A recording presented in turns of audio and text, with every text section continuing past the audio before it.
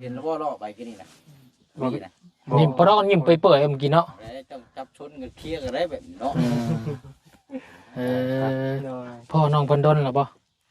จักมื้อเลย4-5มื้อเลยเนาะ ก็ยังบ่รู้ หรือกลัว ไปเซลใส่ผู้อื่นนะสามารถเซลใส่ผู้นี้ซะว่าเป็น คักแน่บ่คักแน่บ่ เป็น คักแน่รีแชทหากัน มื้อแรกคนนี้เป็น ครับปองใจกันแล้วบ่ยังบ่ได้ปองติ ปงแล้วครบแล้ว ครบเลย ครบแล้ว น้องกินน้ำยัง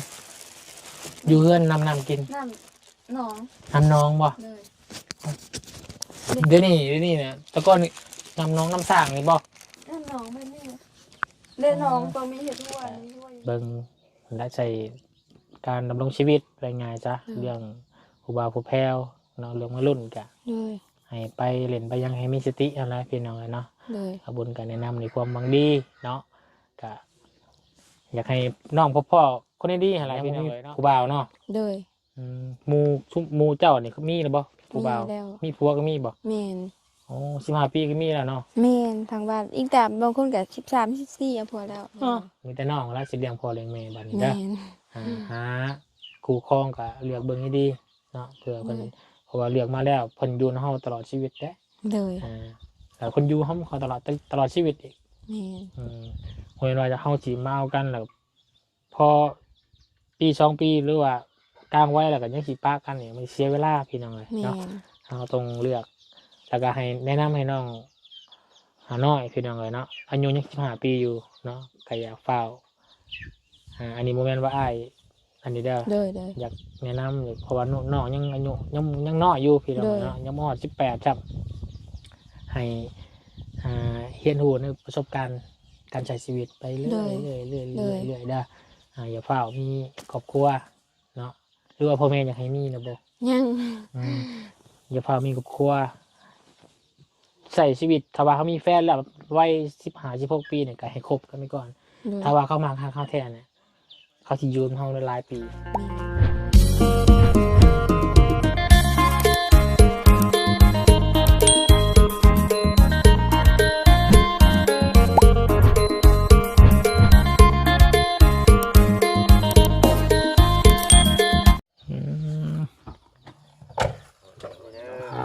ตัวรถสายบูสายลุยอะไรนี่พี่น้องเลย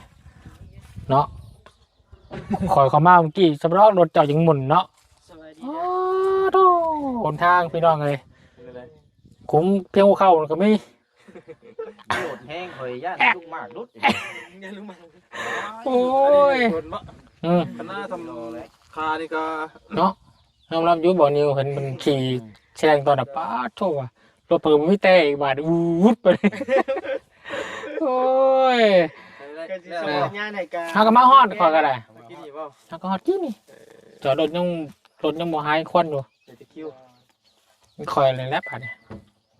มา มา ไทยป่ะนี่ตัวน้ำมาไทยเมื่อละ ปัจจัย โมเมนต์รถอาจารย์ เดี๋ยวมานักบอกบุญคนมาคนละอย่าง เรามาก่อน จานก็เอามาได้เศร้าปุ๊บ เฮ้ยแต่สาว เอาเลย โอ้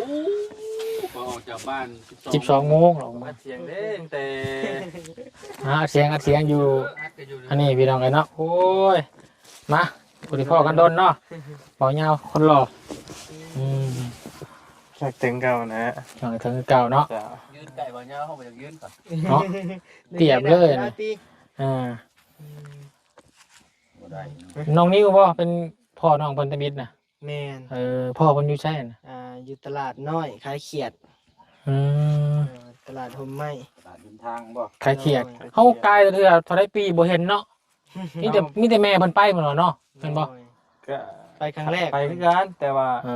ถึ จังหวะมันเด้ จังหวะเนาะ มองมัน บุญน้องเล่านะเราก็บุญน้องคนนั่นแหละ บุญน่าจะจอดถึง ไกลเลย จังหวะเนื้อคู่เกิดไปจากเนาะ เอาเกิดแต่ไร เกิดแล้วบ่ จะบริเบิงกล้องข่อย บ่ อ๋อต่อ ใช้แนนเกิดแล้วบ่นิว นี่นี่จิ้นคู่พิษเจ้าอ่ะ พังเบิ้ง ทางเบิ่งบ่ ถามมาบัว จะกินคู่ไผ อ้าวคู่กระป๊อบบาทนี่มัน เบาลาวจะลาวเมื่อกี้ให้ เรียบร้อยนี่ พอแห้งเบานิ้วฮักบาดนี่ มักพี่มักคนใส่ดัดฟันสิบาทนี่ เสร็จ เอ้ย เจ็ดบาท ผู้รัฐ จะได้บ่าวนิว จะ บ่า ต้ ว อง นิว วี่แล้วน้องปัดพันใช้ข่อยคือใช้จับมันจะได้ประเด็นอีกแล้วสบานนี่ เจ็ดอกหักแล้วนี่อกหักแล้วบ่าวนิวอกหัก ใช้ก็กลัวเราเสียเลยนะ เอ้ย เราจริงจังดีได้ฮะ จริงจังนี่บ่ พอ ยั ลี่ ง นี่ อยู่ บ่ลี่ล้อนี่ โดย บอก แต่ บ ว่า อกไอ้บอกนุ่งเด้อเนาะ แต่ว่าบ่ฮู้ซื้อเปิดฮู้ซื้อผู้นี้ มักหมอวี่บ่ มักบ่วี่หั่น อ๋อ แต่ว่าบ่ฮู้ซื้อแล้วบัดจำชื่อผู้นี้ได้ จะได้จับคุยอันเข้าคุยกัน เค คิ ลี ด ยร์ ได้ ประเด็นแล้วเนาะ บัดกิริหัวใจมันสิได้หัวใจแตกสลายแล้วบัดนี่ บ่นเห็นแล้วบ่รอไปกินนี่นะวี่นะ นี่พอเรายิ้มเปื่อยๆเมื่อกี้เนาะ แล้วต้องจับชนกันเคลียร์กันได้แบบนี้เนาะ เออ โดย พ่อน้องเพิ่นดนหรอบ่ จักมือเลย4-5มื้อเลยเนาะ ก็ยังบ่ ได้ ดน บ่หรือกลัว ก็ยังบ่ดนเสียมือเนาะ โดย ก็ได้ประมาณเกือบอาทิตย์ แต่ก็เพ้อใจไปแล้วเนาะ เรียบร้อยเลย บ่เขาฮู้วันนี้โดนแล้วให้บ่ได้ถามเราว่ายังเรามีเราโสดบ่หรือว่าจังได๋โสดเนาะ โสดนะ เห็นน้องเพิ่นตลอดอยู่แต่ว่าบ่ได้ถามน้องเพิ่นถึง ไปแอมเล่าก็ไม่ได้มีไหนนะเห็นเราคุยไปแต่ตอกแตกมาหนึ่งแต่ก็ โสดก็โสดแท้ได้ยังตัวน้องลุงปานใดเราเห็นอยู่ป่าอยู่เขาซ้ำคนบ่มีขอมาหาสู่นี่คนคิดนักตอมใจเด้อเอาคักเอาแหน่ได้บ่อยู่ โอ้ย เอ้ย เอาบ่ตามตามใจ จังหวะพวกเจ้าเป็นคนในเมืองอยู่แล้วบัดน้องมันอยู่เนาะอยู่น้ำไกลน้ำกาไปนี่แหล้วบางเทื่อเนาะอยู่นกนูแบบนี้เด้มีคนมาไทยมาลัดเนาะพาน้อยใช้นี่ มาแต่หาน้องคอน โอ้หานครเนาะ โดย น้องกับน้องร้อยที่ว่าบางเชียงเฮ็ดฝึกคู่ฝึกนั่นแหละ ผู้ฝึก จดคลิปบ่ผมค่อยก็ให้นะ อืม แต่กระบะเป็นยุคอื่นก็ คื จื อ อเบิ่ง เพราะว่าเอื้อยก็เป็นใบเด้ เอื้อยเราบ่ตัวนั้น แม่นเอื้อยเป็นใบแล้วก็ บื้นก่อนมาสิไป ป้าก็ สิไปเบิ่ง เบี้ย น้องควันออกมาแต่น้องควันเมื่อกี้เนาะ ขอโทษครับ น้องคอนก็ไปเบิ่งนำกันก็คักอยู่นะก็โดนอยู่พ่อแม่ไปเก็บกาแฟ อยู่ลำพัง ขออนุญาตก็เว้าสไตล์เดียว อยู่ช่องไอ้น้องบ้านกันเลย โดย เว้าแบบเพราะอันนั้นเว้าม่วนนะพี่น้องผมมีพื้นมีไฟ ล่าสุดนี่น้องยังก่อนน้องน้อยเนาะมีน้ำเลยเนาะ มี เพิ่น ยังบ่มีหยังเด้อทางหน่อยเด้อ ล่าสุดมีน้ำเนาะ มีแต่น้ น้ำไผมาจอให้ ทางหน่อยน้ำ ำ บ่ไหล บ่ไร เอาเงินเจ้าบ่ บ่ได้ ทางบ่ไหลตอนนี้ยังบ่มีหยัง เจ้าให้น้ำยังจ้ะ ยังอยู่ น้ำใจ น้ำใจ เออ ตามบ่ทัน ทำบ่ทัน บ่ทันเลย โอ้ยเบิ่งได้เนาะพวกมียิงตัว บ่ค่อยคุ้มอยู่ได้อ ผ ยู่ มเนาะไปทำพญาเสืออยู่จ้ะพี่น้องไง ได้อยู่ คุมน้ำมวยลายอยู่ ไปทำแม่ ที่มันแห้งข่อยก็เบรกไว้บ่บอกน้องเพิ่นพี่น้องน้องว่าไปที่บ่ได้นะนะ ใครจะดอกไปน้ำพ่อปู่พี่น้องไงเนาะ ปูปูมวยละลายอยู่ บ่ได้ เออเนาะเอาเมื่อปูนจะมาครั้งแรกพี่น้องเลยเนาะเขาเมื่อกี้อาจารย์ออกไปนำเอาวันที่ตีรถกลับแล้วพอดเชิงทาง บ่ถึงทางบ่ มาถึงทางอยู่แต่ว่ามันคือนั่นหอดแท้ว่ะ เลยว่าสิ ฟังเสียงอาจารย์ว่ามาเลยนะไม่เรื่อยแล้วก็หอดนะว่า อืม มันจะนานจังน้อยได้นี่ว่ะตีรถกลับแล้วว่าเออว่าขวัญข่อยว่าไปกลับรถกันตะนาวก็จะออกเมื่อน่ะ บีบแกน้ำก็บ่ได้ยินเนาะ มาเบิ่งโดยพูดข่อยซื้อนะมาฝากดูนะ ถ่ายยังไง กาแฟแล้ว โอ้คัก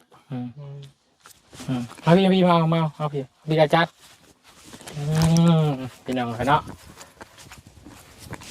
นี่ก็คนเสียงข่อยแต่วันก่อนกูโอ้คือว่าอยากให้หมู่มาคือว่าอยากได้ ขอโทษถามอาจารย์ไปมีไผเนี่ยเนี่ยคือว่ามี2คนว่ะซื้อไว้เนี่ย ได้หากินแล้วเช้านี่ กินแล้วบ่ ใจหลาย เอาจ้ะนะ ๆใจ น้องมากินก็ให้เช้าพอดอกมื้อหน้าก็เห็นคลิปน้องนิ้วน่ะนั่งจับเข่าคุยกันว่ะเบิ่งไปเบิ่งมา มื้อนั้นใช้มื้อนี้ มื้อนี้บ่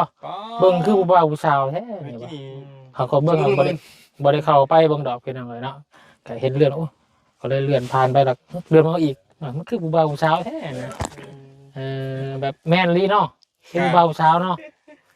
กำลังบ่หรือว่า กำลังคุยกันอยู่ ปกลงแชทหากันแล้วบ่ บ่อยากให้อันไปเซลใส่ผู้อื่นนะสำหรับเซลใส่ผู้นี้ซะ ว่าเป็น คักแน่บ่คักแน่บ่ เป็น คักแน่นี่แชทหากัน แต่ น่ะ มื้อแรกเพิ่นเด้เพิ่นก็ ครั ว่า บปงใจกันแล้วบ่ยังบ่ได้ปงติ ปงแล้วครบแล้ว ครบเลย ครบแล้ว ครบแล้ว กันอยู่เอ้าบ่ครบไปแล้วว่า200พุ่น ว้าว หยังน้องเพิ่นยังบ่ได้เว้าหยังเจ้าก็ครบเลย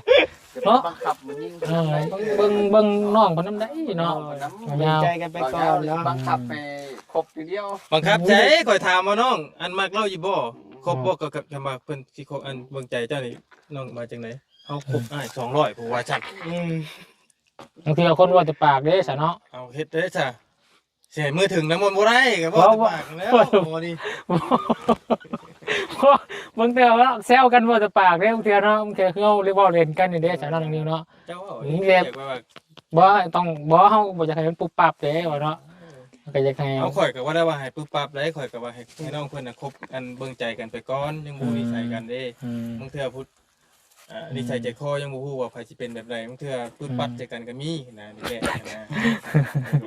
ข่อยยังว่าบ่ได้ว่าให้อันแบบว่าตลอดบ่แม่นได้ให้นี่แหละอยู่ในระบบวนเวียนของเฮานี่ฮะ เอานี่วุ้นทางกับโมเมนต์ที่อันนี้เราพี่น้องบ่สิแนะนำหรือว่าจังไดก็แล้วแต่น้องๆเพิ่นที่คุยกันพี่น้องเรื่องคู่ครองก็คืออยู่2คนพี่น้องเนาะบุญมากมื้อนี้ก็ในนามสะพานบุญก็จะมาเบิ่งน้องเพิ่นคือว่าเพิ่นบ่ได้มีเฮือนมีซานบ่เพิ่นมาอยู่พี่ แม่นมีแต่ที่ให้ที่หน้า กระตูบก็คืออายเห็นนั่นแหละเนาะมันก็สุดโทรมหาก็บ่มี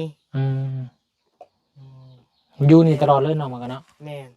ถ้าว่าเงินในบ้านก็ ไปถามน้องเพิ่นเองเนาะ จักหน่อยก่อนทำบ่นี้ก่อนว่าเนาะเผื่อ EP 2ก็มีเนาะ อีกทีนึงวัน เจ้าก็อย่าเฝ้าคัดกับกูว่าเนาะเอาว่า ถ้าว่าเงินอยู่บ้านก็ กินเอากาแฟเข้ามาขึ้นมายังไงเนาะโอ้ยเนาะเอาต่อเลยเนาะ ถ้าว่าเงินอยู่บ้านน้องเพิ่นก็เป็นเฮือนไม่เฒ่าไม่นายก็ซ้ำบ่บ่แม่นเฮือนน้องเพิ่นนั่นแหละเนาะมันก็เป็นเฮือนไม่เฒ่ามีแต่ทางพ่อเฒ่าไม่เฒ่าก็แบ่งที่ดินให้น้องเพิ่นมาพักมาเช้าอยู่ไห้อยู่นาก็คือไอ้เห็นนั่นแหละเนาะมันก็อยู่ในป่าในดอนพี่ไปฝากก็มี โอ้แม่ แค่นี้แบบ แม่นเยอะเลยแม่นแล้วของวันนี้ฟังสำเนียงการออกกันจ้าน้องเพิ่นเอามาจากใจเลยพี่น้องเอ้ย โอเคเดี๋ยวไปหาน้องเพิ่นก่อนเนาะเซลดอกนิ้วพี่น้องเอ้ยสบายดีไปเดี๋ยวไปหาน้องเพิ่นก่อนไป นี่คือใช้หมวก เบิ่งขอโทษเด้อโอ้ จำบ่เนาะตบซะเอา จะบอกแขวไปพี่น้องไปหาน้องเพิ่นนำกันไป หมวกบางทราย อันนี้บ่พี่น้องเนาะบอลน้ำในน้องเพิ่นพี่น้องเอ้ยจ้ะโอ้แห้งเด้อพี่น้องเอ้ยโยกบาดเดียวกับแตกจากออกนี่เนาะบ่ต้องใส่แห้งลายพี่น้องเอ้ยน้ำออกแห้งเลยดีอย่างหนึ่งพี่น้องเอ้ยเนาะอยู่เขตแถว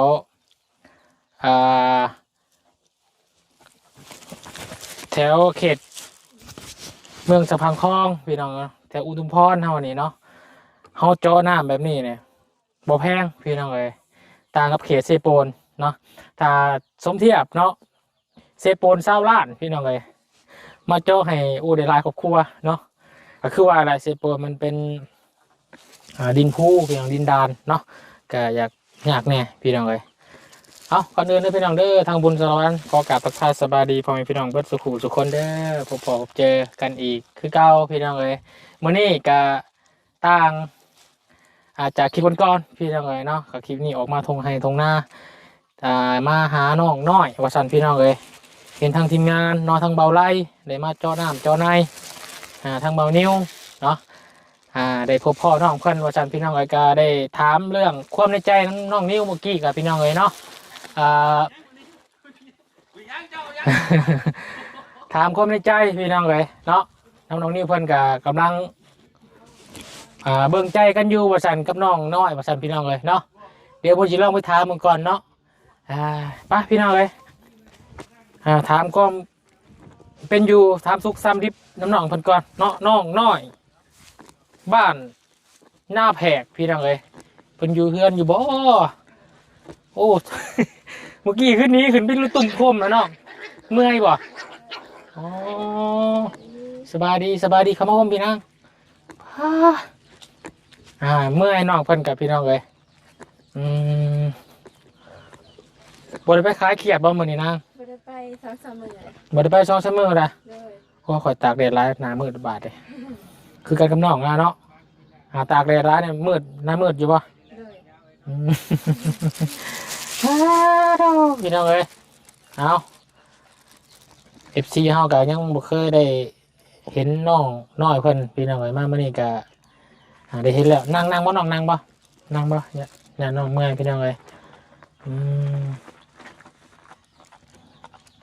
น้องเอาสบายดีอีกทีนึงน้องเด้อสบายดีให้ซื้อขนมมาฝากนี่ขนมมาฝากแล้วก็น้องกินน้ำยังอยู่เฮือนน้ำกิน น้อง น้องบ่ เลย เดี๋ยวนี้เนี่ยตะก้อนน้องน้ำสร้างนี่บ่ น้องแบบนี้เล่นน้องตัวมีเห็ดหัวนี่หัวยังไงดิ อ๋อพี่น้องขออนุญาตนิดไหมเนี่ย เลย เดี๋ยวบุญขออนุญาตเบิ่งเด้อน้ำที่น้องมันกินพี่น้องเลยอันนี้บ่นาง โดย เป็นคือน้ำสร้างเลยเนาะ แม่น ตัวนี้ออกขาวๆนิดนึงพี่น้องเลยหอมแบบธรรมชาติเนาะ เลย น้องน้อยเนาะสื่อเนาะ เลย พี่น้องเลยน้องน้อยอายุจักปีแหละนาง 15 ปี เลย พ่อกับบ่าวนิ้วเนาะ เลย บ่าวนิ้วพ่ออยู่ใส่ อยู่ทางขายเขียด ขายเขียด เลย เป็นแม่ค้าขายเขียดพี่น้องเลยโมเมนต์แกบ่ซื้อซีอิ๊วโมเมนต์วะ แล้วแต่สิเอิ้นมีอิวน้อยอหยังก็ได้ อ๋อ แล้วแต่หมู่อหยังสิเอิ้นสินะ แบบว่าใส่ยาเนาะ แม่น ซีอิ๊ว ก็ ซี ได้ อิ๊วนี่คือหมอคงลิงได้พี่น้องเลย มันไวบ่จะไวบ่เขาเอื้อนซีอิ๊วเรียนมาไปหาคูบเขียดคูบ ไปอยู่ ฮะคูบเขียดนี่ไวบ่ แม่นพอหาไปก้านนี่ก็ต้องเขาไป เพราะเราคนเอื้อนซีอิ๊วเนาะ เลย ซีอิ๊วมันต้องไวได้พี่น้องฮะคูบเขียดคูบกรุบเนี่ยปับอันนี้ได้พี่น้องเลยไปหากลางคืนนี่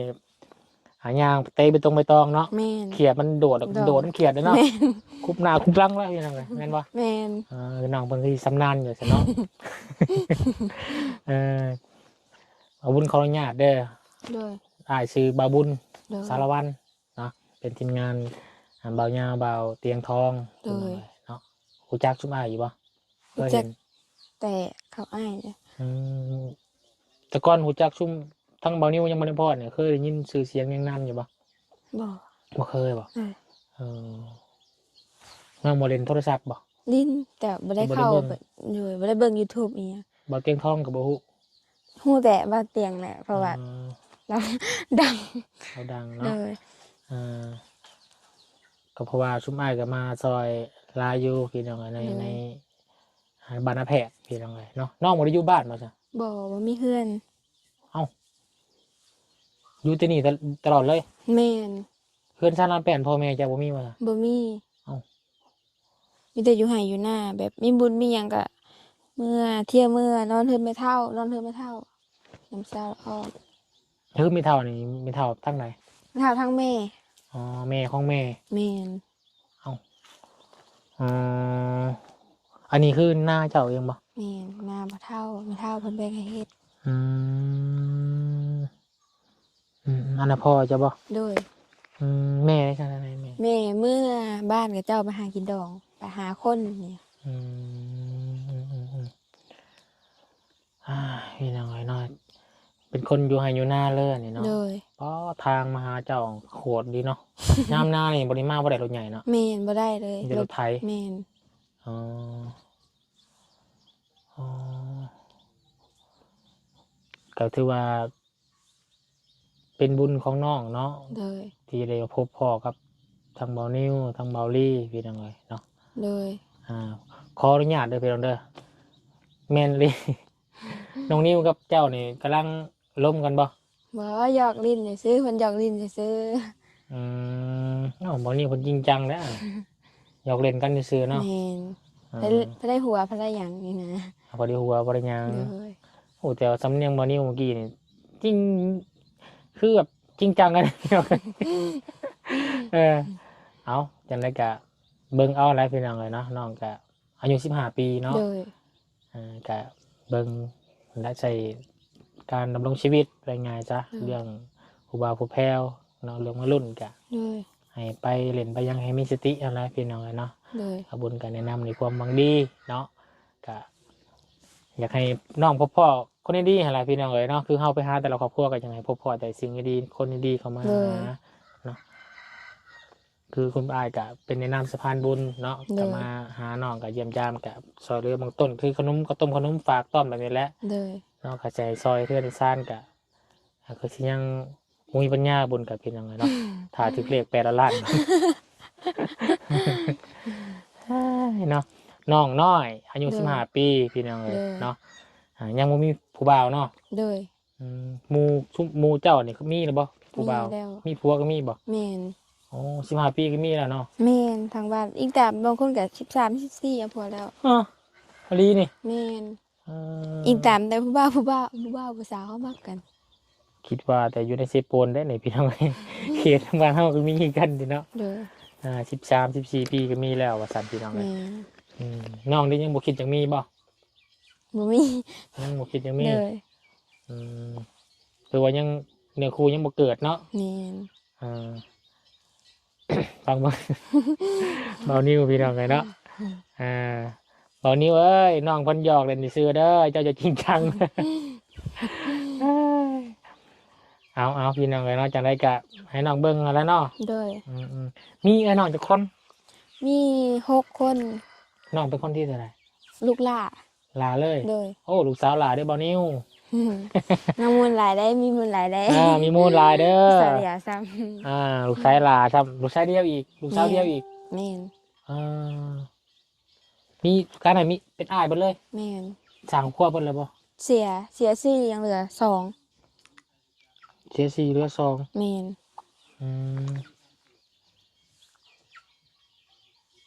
2 คนนี่มีครอบครัวเบิดเลยบ่ ยัง ยังโสดไปเลย แม่นยังอ้ายผู้หนึงแล้วก็ห้าม เสีย4 คน แม่น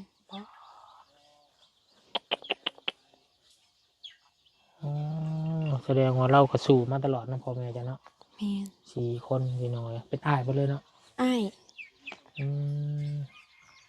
4 คนพี่น้อยเนาะเหลืออยู่2พ่อแม่เคยเล่าให้ฟังว่าเราเป็นหยังสรุปเจ้าก็เสียหลาย บ่เคย เคยเนาะ 3 คนน่ะบ่เคยแบบหาใหญ่ยังบ่ทันเด้ แม่นั้นเจ้ายังน้อยแล้ว แม่ เนาะ นเคยทันอ้ายผู้หนึงแล้วตายอยู่ไทย อืม แถวบ้านแพงพุ่นแหละเราไปเฮ็ เรา ด เป็น เวียก หยัง เราตกลงมาแต่เทิงแบบมันเป็นโกดังนะเราไปเฮ็ดเวียกแบบ อ๋อ มันเป็นโรงงานเด้ ตก ตัวนี้เคยได้ยินข่าวอยู่ คนลาวไปเฮ็ดตึกตกมาเฮ็ดตึกกันนะ แม่น อ๋อ ขึ้นไปตากซีนนี่แหละ อ๋อ เจ้าว่าตกลงมาหัวบ่ได้แตกบ่ได้อีหยังแบบเลือดกล้ามสมองบ่อีหยัง บัดสติไปเลย แม่นบัดตายแล้วก็ออกมาทางปากทางหลัง อืมอืมอืมอืม ลูกก็ยังน้อยๆนะคะก็ได้เมียสัญหาก็มีกำลังสร้างครอบสร้างครัวว่าซั่นซะ อืมบัดลูกเต้าแล้วไปอยู่ไสแล้ว อยู่เฮือนเมีย อยู่บ้านไหน บ้านเสพเมืองพีนบ่เสพโปนบ่แถวอันนั้นบ่แหละ อืม บ้านเมืองคุณคำอีหยังประมาณนี้แหละลืม โอ้ยกระบาดเนาะเดี๋ยวนี้คือสิใหญ่แล้วลูกแล้วกันเนาะ บ่ฮู้บ่ได้ติดต่อหากันเลยบ่ได้โทรหากันเล อื ย มหากได้ลูกคนเดียวนะเราก็เสีย แม่ อืมเอาเนาะกะเป็นกับเรื่องเล่าวทางน้องน้อยเพิ่นพี่น้องเลยเนาะบุญกับมาฮอดบ่อนอยู่บ่อนเช่าน้องเพิ่นเลยนี่แหละเรือนจานล้านแปดเพิ่นกับพี่น้องเลยทั้งเรือนทั้งหน้าอยู่น้ำเดียวเนาะ เลย อยู่น้ำกันอยู่แบบนี้เลยน้องเกิดมากก็อยู่เกิดอยู่นี่บ่ แม่น เกิดอยู่นี่เลย เลย อืมตัดสายแห่อยู่นี่เลย แม่น เออเด้อพี่น้องเลยปีนี้เดี๋ยวจะเข้าจักร้อย ได้สาม ฮะ ได้เศร้าหา ให้25,000 เลย เศร้าหาสอบ ได้25สอบ เลย กุ้มอยู่ว่าแต่ละปี บ่กุ้ม บ่กุ้มเฮ็ดจังได๋บัดนี้ หาซื้อกิน หาเขียดขายโฮมไว้แล้วก็ไปซื้อข้าว อ๋อเขียดนี่หาไปเท่านึงลายบ่ บ่หลายอิงตามเฮาแบบเขียดน้อยเขียดหลายนะอิงตามแต่เขียดอิงตามแต่คนสิไปหาน้อยหรือหาหลายสินะ มื้อน่ะเห็นในคลิปบอลลี่เจ้าหาบเขียดไปขายเนาะ แม่น ก็ขายบ่เบิดบ่ แม่น เอาก็สิหาเมื่อบัดนี้ แม่น อืมบางมื้อขายได้บางมื้อขายบ่ได้ แม่นบางมื้อก็กุเศร้าเศร้าหามื้อก็บ่ได้ขาย อืม อิงตามเขียดน้อยเขียดหลาย เข้านี่แต่ละปีนี่ฮอดเดือนใดเบิด เลือกก็เดือน2เดือน3ใกล้แล้วเนาะอันนี้ก็เดือนหนึ่งอ่ะ แม่น ชาวสอบประมาณไหนบ่3 เดือน4 เดือนเนาะอืมแล้วก็ไปหาเด้อหาอยู่หากินเลยเนาะ แม่นโฮมไว้เทื่อละน้อยแล้วก็ไปซื้อข้าวเก็บเทื่อละน้อย อืมกลางคืนนี่เจ้าแล้วไปกะเนาะ แม่นไปกับแม่ ไปกับแม่ เลย หามาได้เลยไปขาย แม่น บางเทื่อก็เจ้าไปขายบางเทื่อก็แม่ไปขาย แม่นสลายมีแต่แม่ไป อืมแต่มื้อนั้นน้องไปขายเนาะ แม่น ก็เลยเดี๋ยวพ่อกับบ่าวนิว เลยแม่นเลย เลยตามเบิ่งเฮือนเบิ่งชานอยู่นี้เนาะ เลย อืมพี่น้องเนาะนี่แหละ ที่เพิ่นเว้านะถ้าน้องบ่ได้ไปก็คือสิบ่ได้พ้อแล้วเนาะ แม่น ก็คือสิบ่ได้น้ำเลยเนาะ แม่ คุณยาย น เพิ่นใจดีเพิ่นเจ่อให้ เลย เป็นได้วันนี้ได้น้ำแล้วคัดสบายกว่าเก่าอยู่บ่ แม่นเพราะว่าแต่ก่อนถ้าพูดไปอาบไปเอาอยู่พุ่นห้วยพุ่น อืมไปอาบอยู่ห้วยพู้ แม่น อักหาบมา แม่น หามาใส่มาล้างถ้วยล้างบวงแล้วเนาะ แม่น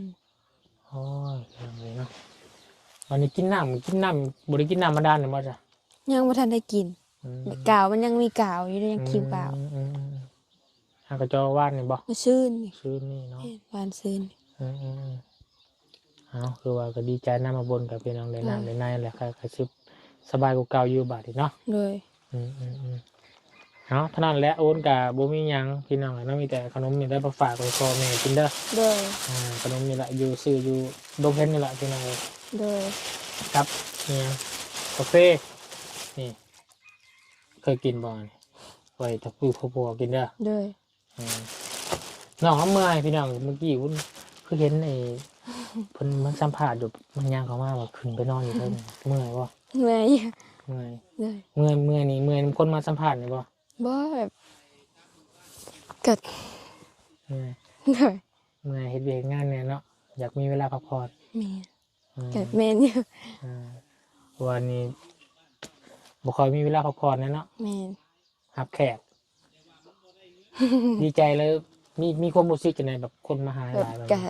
แบบทั้งเมื่อยแล้วก็ดีใจแบบม่วนอีกแบบนึงแบบนี้ อื นะ ม ทั้งม่วนทั้งเมื่อยไปอีกแบบนึงก็ อืม เพิ่นเข้ามาก็อีกแบบนึงกับดีใจที่เพิ่นเข้ามา อืมเมื่อวานนี่หลายบ่ หลายประมาณ เมื่อวานนี่